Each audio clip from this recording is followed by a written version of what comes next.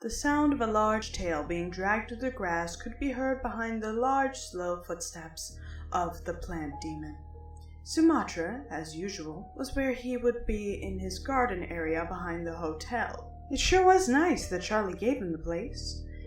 It could have been because he couldn't fit into any of the rooms of the hotel, or because he just needed the space. His claustrophobia would not allow him to be in a small place for a long time.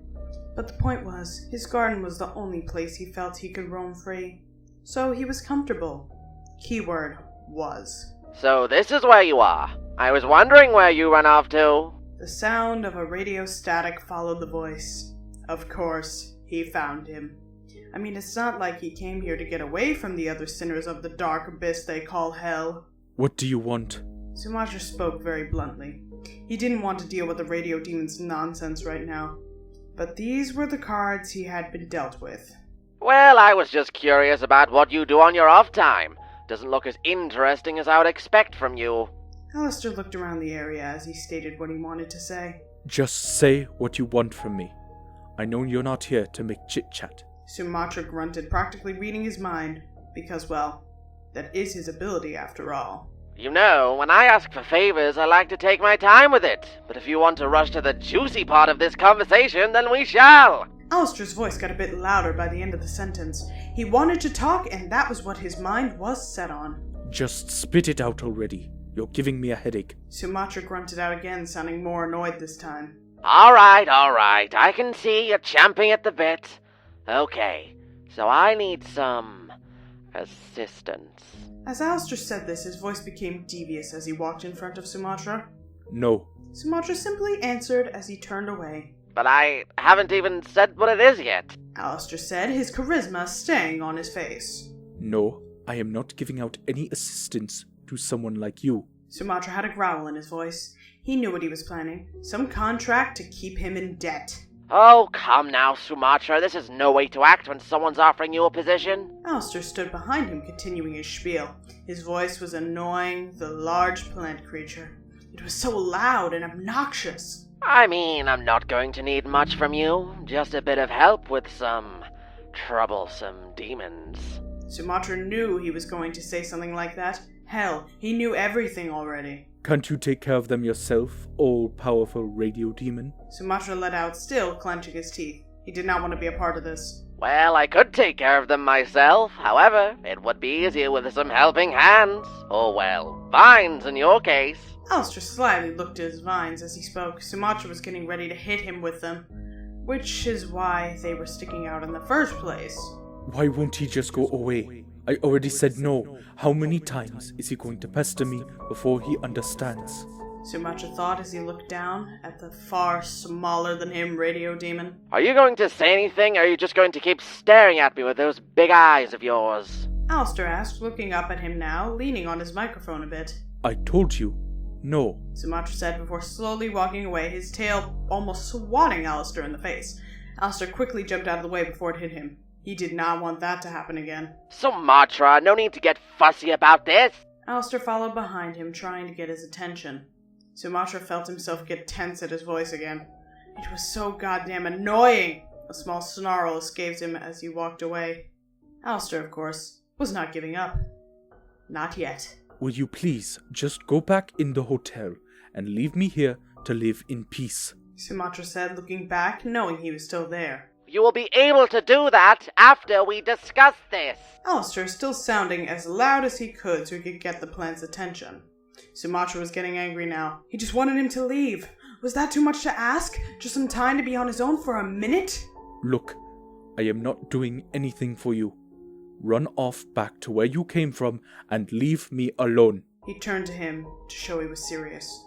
I think we both know very well I am not leaving. Alastor stood firmly in his place. Sumitra blinked at him, the same blank expression on his face. Alastor kept his large smirk, but this was clearly going nowhere. Why should I help you? What could you possibly offer me that I cannot get myself? Sumitra asked, his gaze locked on Alastor. You may think I have nothing to offer you, but trust me, I do. Alastor's voice became more sinister. Oh boy, he knew where this was going. Now, as much as you hate to admit it, your powers are a bit burdensome. Being one of the strongest demons down here, I would know that. Sumitra continued staring, not saying anything yet. But you have a bit of trouble keeping said powers in check, don't you? Alastor asked, knowing this would pique his interest. Go on. Sumitra softly said. Well, let's say if you help me out with some small favors, I could help you keep those powers under control. Sumatra's expression finally changed. His pupils shrunk a bit. Did he say, under control? Surely he was lying. It was too good to be true. How will you do that? Sumitra hesitated to ask, but he had to know. You will see, if you help me.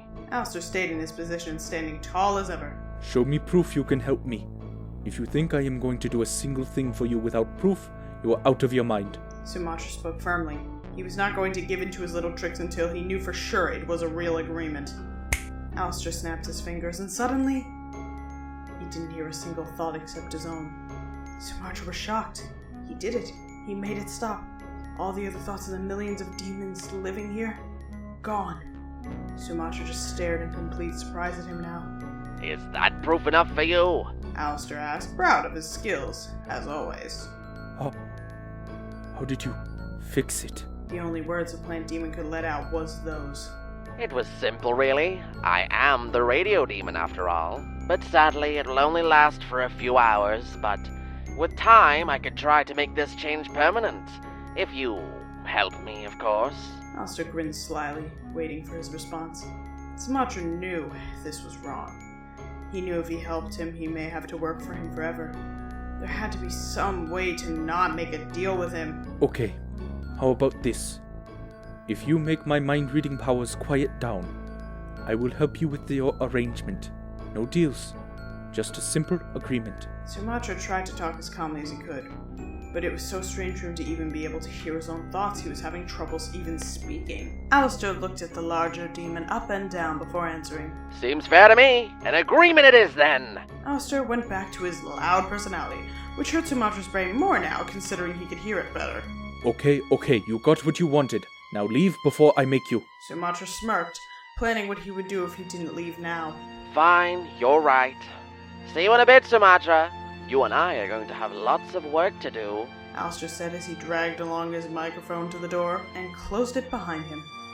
Sumitra stared at the door for a moment. Before he did something he hadn't done in decades. A small smile appeared on his face. For once in his life, he could finally hear himself. At last, I'm finally alone.